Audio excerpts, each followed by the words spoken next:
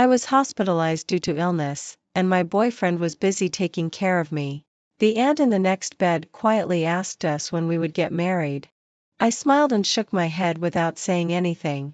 He has never known that I saw him and a girl with the note, Vicky, bound as a couple in the game.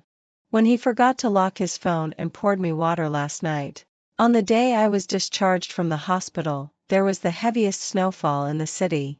Ryan took off his scarf and wrapped it around my neck, laughing that I was like a little pig. I opened my mouth, and tears welled up in my eyes. He squatted down, held my hand, and looked up at me and asked what was wrong. I stared at his pair of eyes full of stars. I couldn't figure out why this person could cheat on me while being so gentle to me. Ryan's moments are all about me. Because I have rhinitis, he not only quit smoking himself but also doesn't let his friends smoke in front of me. Every time after a drinking party, before going home, he waits in the corridor for 10 minutes because I can't stand the smell of alcohol on him. He remembers what I like to eat and what I like to use. Even the date of my menstrual period, he calculates it more accurately than I do. Last month, when I went skiing in northeast China with my friends, he couldn't come due to work reasons and urged me to pay attention to safety for half an hour on the phone. My friend joked that he was full of me and that teacher Ryan was originally a love-struck person. But it was such a person who, in the game interface, was bound as a couple with a girl I didn't know. As of today, it has been 147 days. I want to eat crayfish, spicy crabs, and everything spicy and stimulating. Ryan coaxed me back with great effort and cooked porridge for me to drink. I sat by the dining table and watched his busy figure in the kitchen. Suddenly I asked him, "Ryan, can you take me to play the game you usually play?" For a moment, he paused, and then smiled and touched my head. "Yes, little fool. When did you start liking playing games?" I really know nothing about games. The operation interface makes me feel annoyed. More importantly, it seems that Ryan is playing with me with a small account. After losing a game, I threw my phone on the sofa. He wasn't very angry. "Play something else?" The person who is full and satisfied hugs me on the sofa. His breath brushes against my ear, and his slightly soft hair is mixed with the fragrance of freshly washed body wash. But I subconsciously pushed him away. He raised his eyebrows in surprise but still rubbed my stomach and told me to go to bed early. The next day, I went to work without waking Ryan up first. He sent me 2 text messages at noon. "Just out of the hospital, don't eat cold food. I ordered abalone millet porridge for you. Eat it obediently. Were you in a bad mood yesterday? After work, let's go watch a movie." I pressed off the phone screen and felt a stomachache. Ryan finished class on time today and came to pick me up at my unit. I followed him silently to the cinema, held by his hand. The movie was very boring. In the middle, Ryan's phone kept ringing. When the movie was halfway through, he suddenly told me that there was an urgent matter that must be dealt with. I nodded and said okay. After watching the movie, I would go home first. But he probably didn't expect that I secretly followed him out of the cinema. Fortunately, he was just walking. If he drove, I definitely couldn't catch up. The destination was also very close, just in a hospital nearby. Ryan's figure was outstanding and very conspicuous in the crowd. So when a girl rushed out of the department and hugged him tightly, I could see it very clearly. Ryan let the girl hug him, with his hands in his pockets. Neither responding nor distancing himself. I got home later than Ryan. He sat in front of the dining table and looked at me sideways. I didn't plan to explain to him. When I passed by him, he held my wrist. "Why haven't you been happy these days, huh?" He kissed me from behind my ear to my neck. But thinking of how that girl hugged him just now, I was suddenly shocked and pushed him. "Go take a shower." I was evasive, and he didn't suspect much. Before leaving, he casually rubbed my hair. "Ryan, he is quite low in vigilance against me. Look, his phone is not turned off again." This time, I checked on him. He played the game with me with his account yesterday, but it was clearly his small account. After fiddling for a while, I found that he had hidden another software on another page. The account logged in on that one is another one. The account is quite empty, with only a few people, including his brothers. At the top is a chat with a person named Vicky. When I was looking at it, Vicky just happened to send a message. My stomach hurts so much. I feel so uncomfortable. When will you break up with that woman? I scrolled back. They talked so much. So much that I feel that what they talked about in one day is more than what Ryan and I talked about in a month.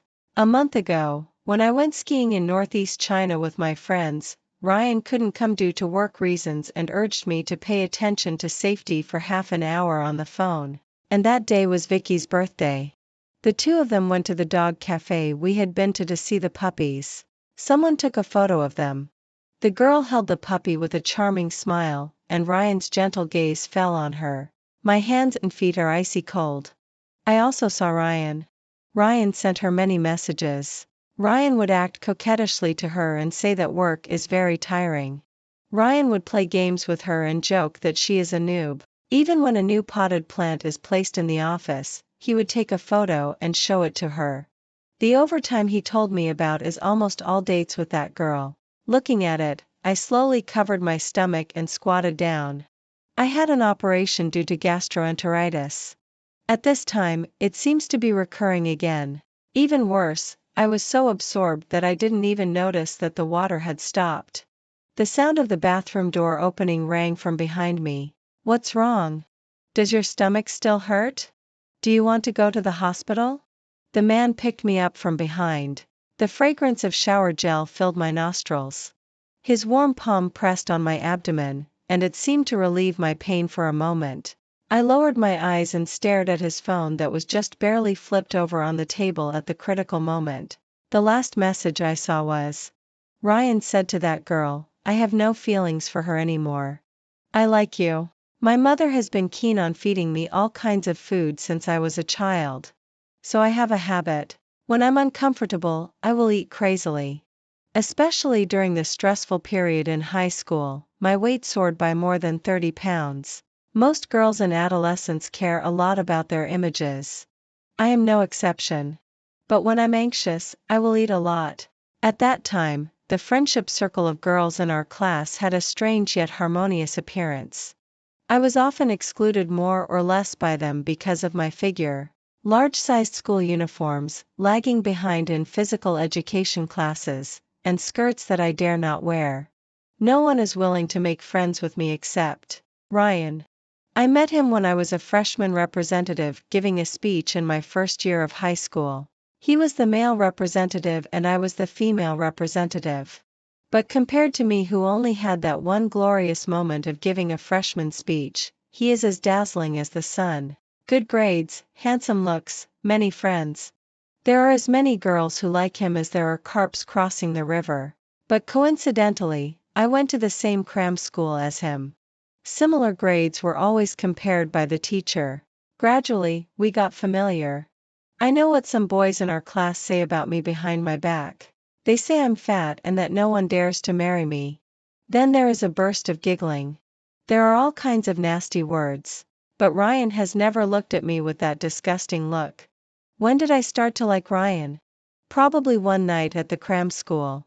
He sat beside me with his school bag slung over one shoulder, mixed with the summer heat. His eyebrows curved, and the young man smiled extremely cleanly. I just checked the grades. You are 1 point higher than me again. You are so amazing. Can I borrow your brain? Ryan doesn't know that when filling out the application form, I peeked at his form. I don't know how long I calculated after going back and how many wishes I secretly made. In short, he and I were admitted to the same university.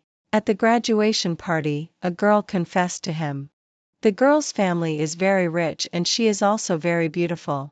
I sat in the crowd and silently listened to them making a fuss. At that time, I really thought Ryan would be with her, but he didn't. He politely refused her.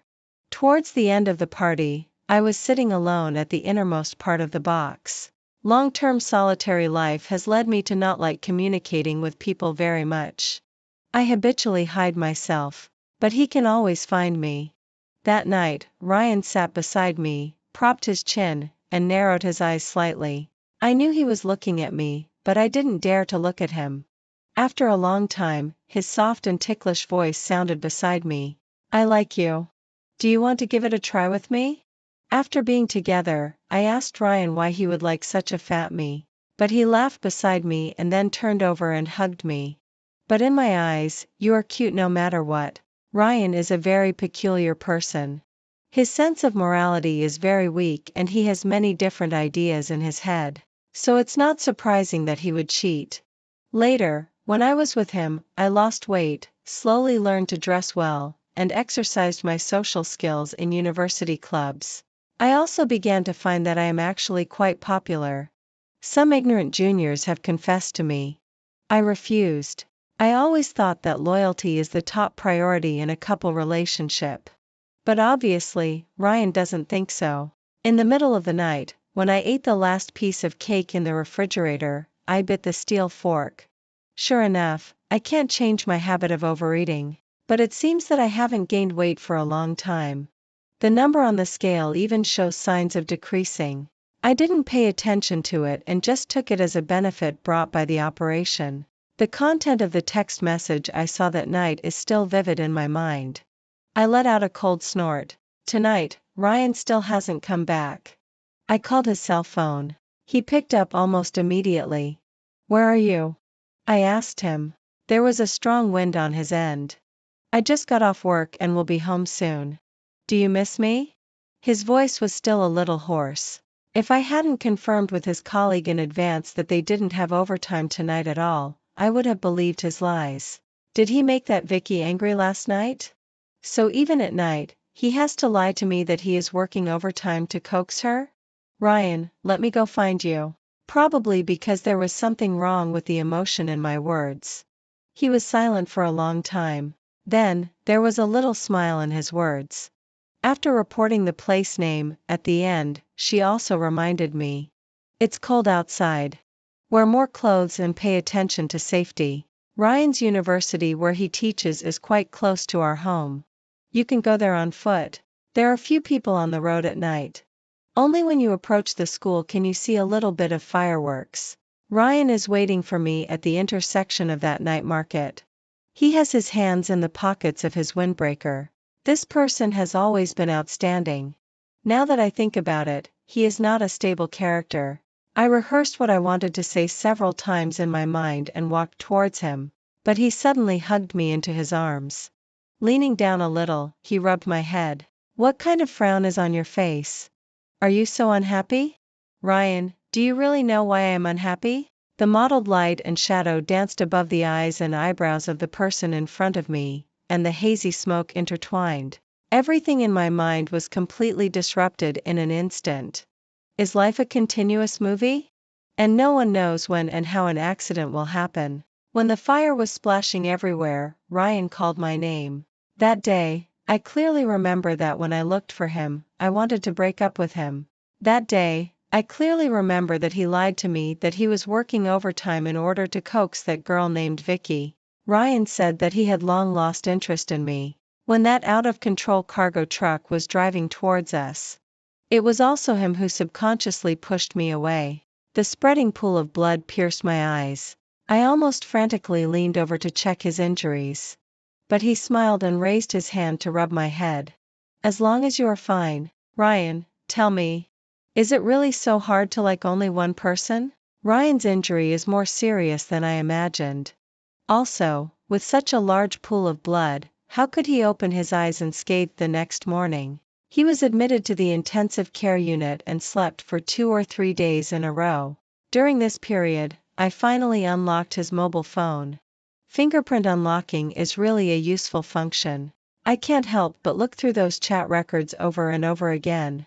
Every word he said to that girl and all his tenderness towards her. In the middle of the night, it is like a knife, deeply engraved on my heart. During the days when Ryan was in a coma, that girl also sent him countless messages. There is a flower shop downstairs. It's very beautiful. Teacher Ryan, do you have classes this afternoon? How about coming to watch a movie after work? Hey, why don't you reply to my message? Are you there? Ryan? What happened? I went to your school to look for you but didn't see you. Did something happen to you? Ryan. You won't not reply to my message. Ryan, I miss you so much. At night, I was lying on the hospital bed for caregivers, looking through those chat records over and over again.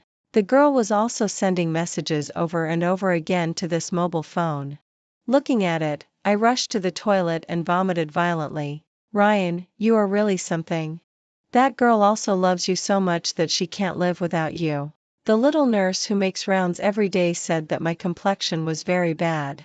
So she suggested that I have a comprehensive physical examination in the hospital by the way. When I came down with the examination report, I saw a girl in a white dress standing at the door of Ryan's ward. Strangely, sometimes people's sixth sense is really accurate. I tentatively called her name.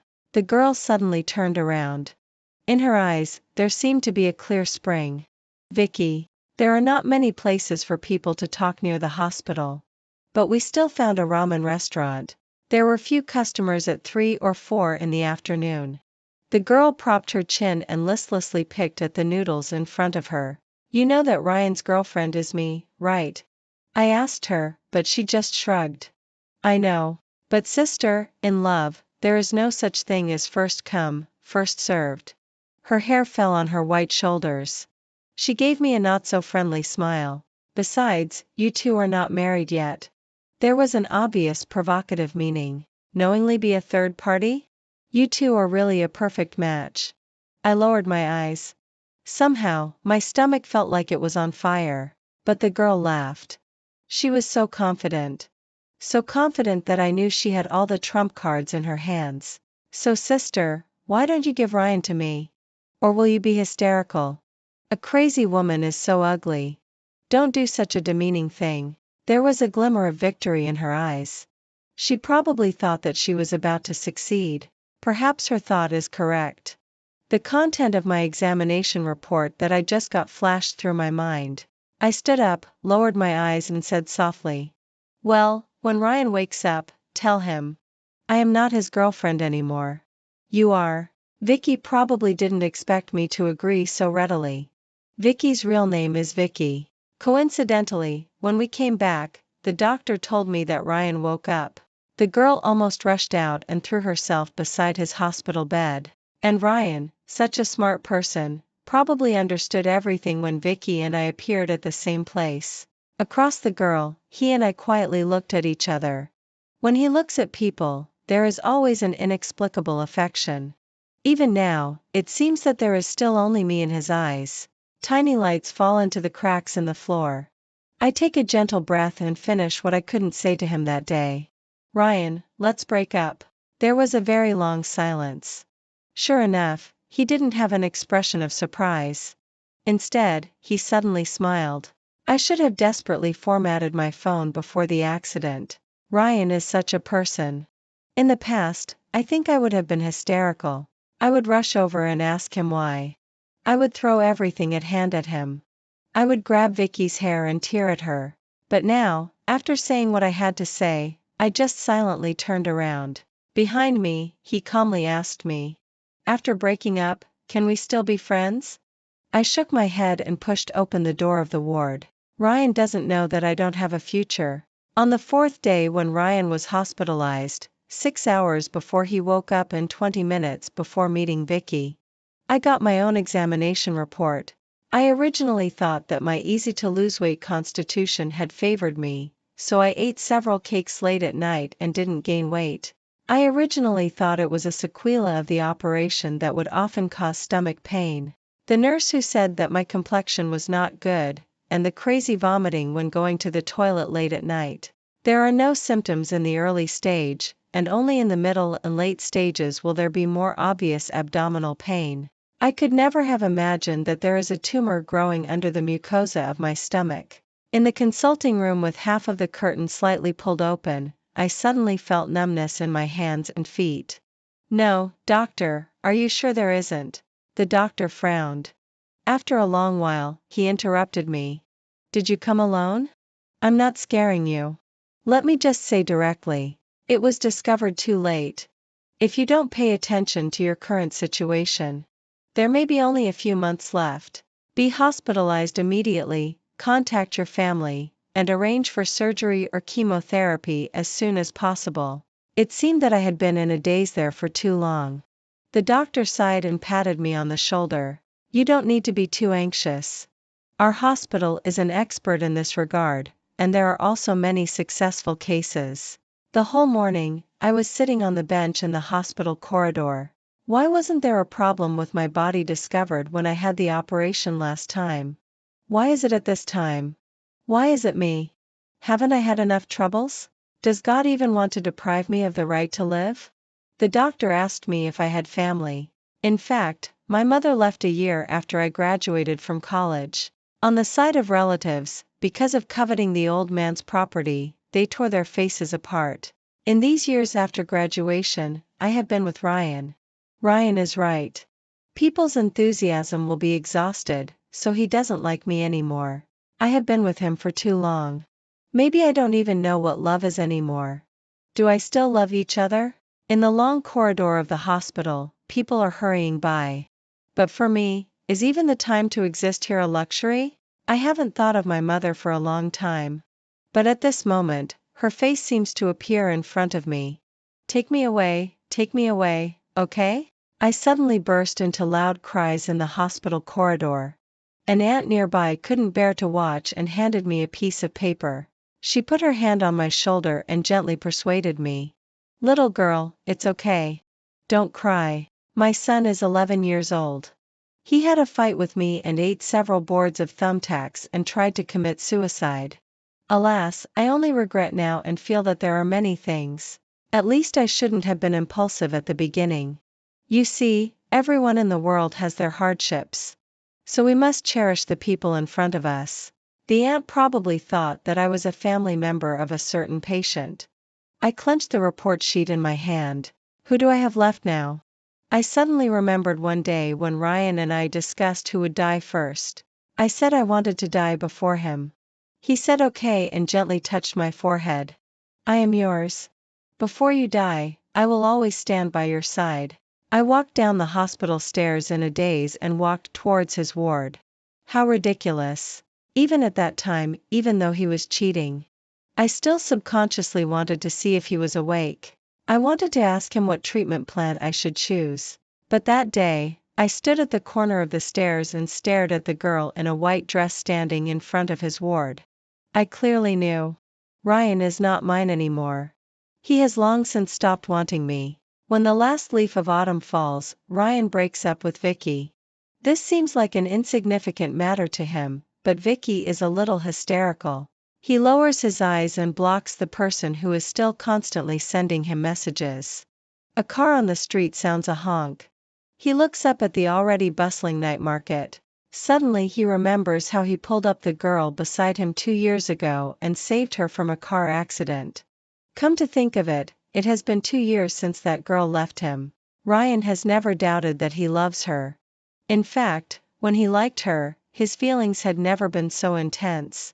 So much so that after the separation, the after effect is great. Ryan was once tired of her, and later, it was also her who he couldn't forget.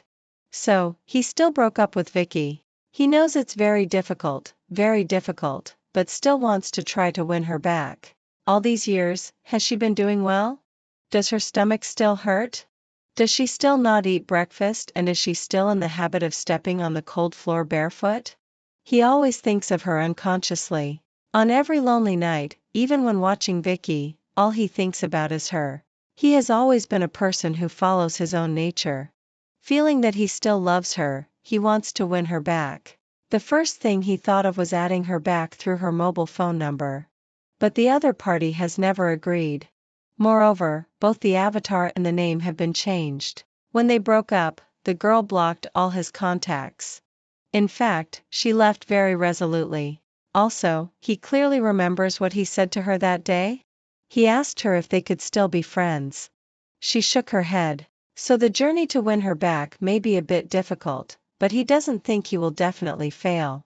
Because he clearly knows that she is an extremely soft-hearted person. To be honest, the girl, perhaps due to being from a single-parent family, she is particularly easy to control. Be a little gentle to her, and she will think you are the only one for her. Smile at her, and she will think you are a good person. There was no reply there, so he started looking for her from other places first. It seems that she has moved out of the city. And strangely, although he has a wide network of contacts, he has never heard any news about her again. Finally, he managed to add her former best friend. But that person scolded him harshly and then blocked him again. You just spend the rest of your life in regret, you scumbag. He raised his eyebrows and didn't think so. As long as he can see her again, he will have a way to win her back. He knows her so well. He knows what she likes and knows how to make her happy. Many things seem to have penetrated deep into his bones, which is why he can't forget her for so long. He doesn't believe that she will completely forget him. It was at a drinking party on Saturday. Some former high school classmates came to their school for research. After a few rounds of drinking, they inevitably talked about past events.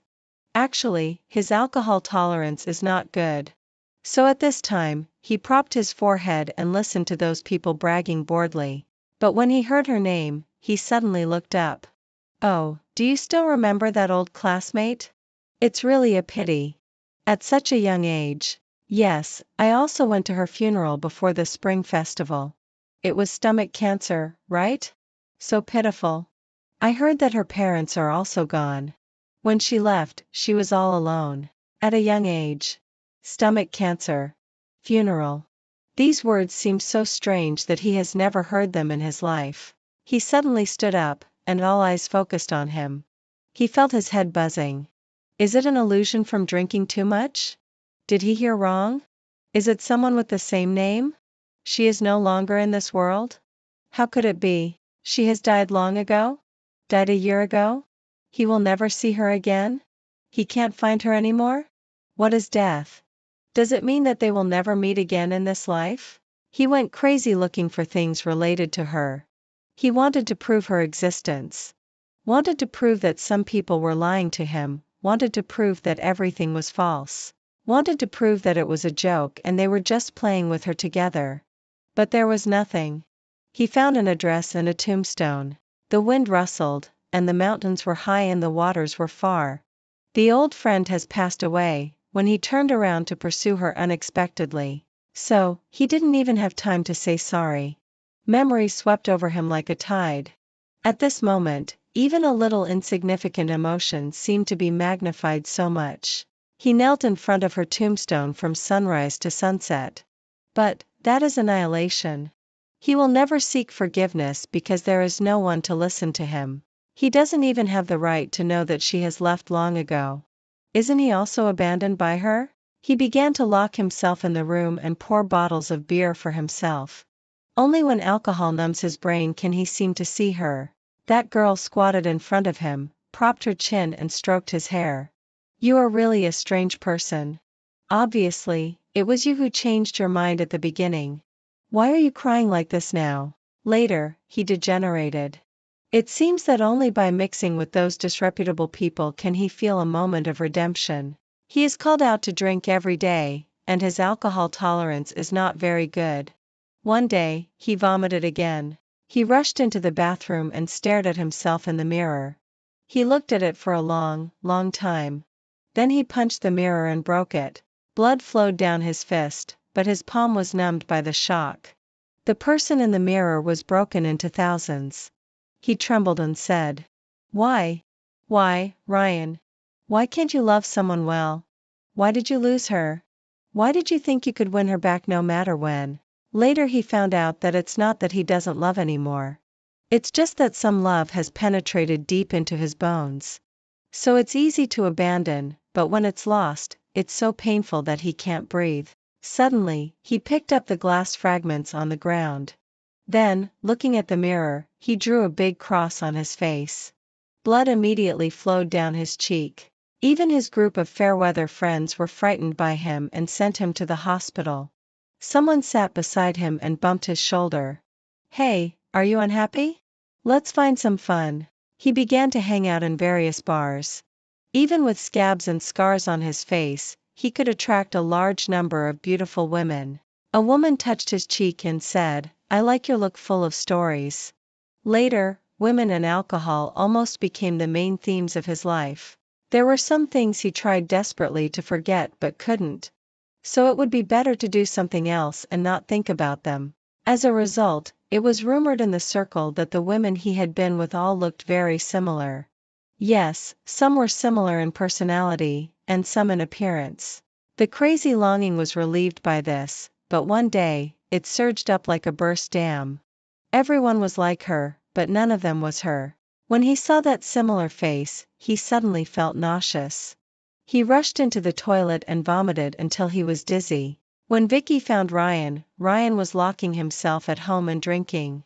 The man opened the door, reeking of alcohol. He looked at her from bottom to top, then clicked his tongue and was about to close the door.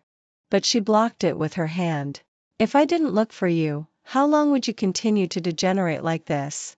Vicky asked him with her arms crossed. But it had to be said that such a man, even in decadence, exuded an air of keeping strangers away. Ryan relaxed his eyebrows and sneered. "Are you endless?" "What's endless?" "Ryan. You've been with me for 2 years. How many years did you spend with that woman? You've become like this for her? Then what am I?" The man stared at her, silent quietly for a long time. After a while, his voice was full of annoyance. "Come in." Vicky could tell at a glance that the place where Ryan was living now was where he used to live with that woman. Everything was unchanged in the furnishings, except that there were beer cans lying messily on the table. "Vicky, do you know why I added you when playing games that day?" Ryan's voice was very low, like an ethereal ghost. Perhaps even she herself doesn't remember. "The nickname of the first game account I registered for her is also Vicky.